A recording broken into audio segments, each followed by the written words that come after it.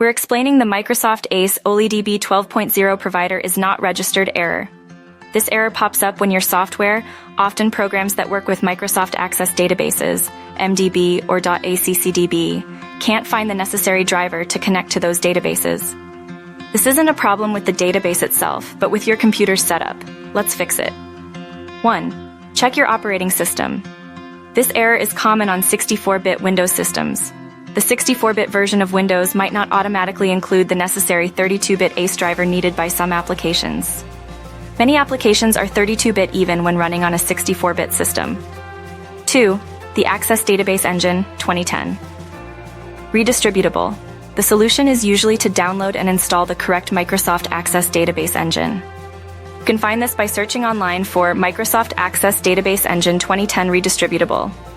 Make sure you download the correct version, 32-bit or 64-bit, matching your application's architecture. If you're unsure, you can usually find this information in the application's documentation or system requirements. Download and run the installer. After installation, restart your computer. 3. 64-bit versus 32-bit. Confusion. This is a critical point. If your application is 32-bit, most are, you must install the 32-bit version of the Access Database Engine, even on a 64-bit Windows system. Installing the 64-bit version won't help in this situation. Carefully check your application's requirements to determine the correct version.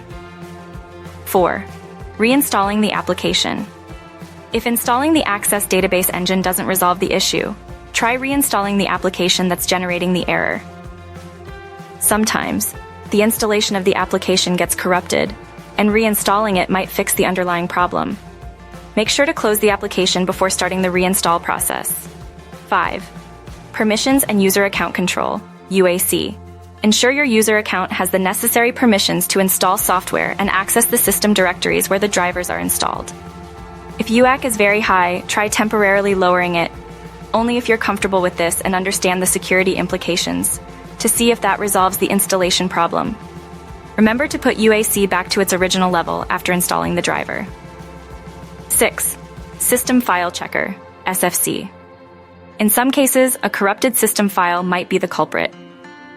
Run the System File Checker to scan for and repair corrupted system files. Search for CMD in your Start menu, right-click on Command Prompt, select Run as Administrator, and then type sfc/scano and press Enter. This might take some time. 7. Repairing or reinstalling Windows, last resort. This is only a last resort, but if none of the above steps work, consider repairing your Windows installation or doing a clean reinstall. This should only be done if you've thoroughly backed up your important data. Reinstalling Windows is a significant step and should be considered only after exhausting all other options. This is a radical solution and requires careful consideration. Remember to restart your computer after each step to ensure the changes take effect.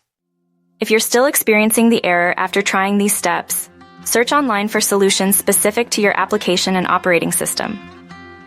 More detailed instructions and solutions may be available, depending on your specific program and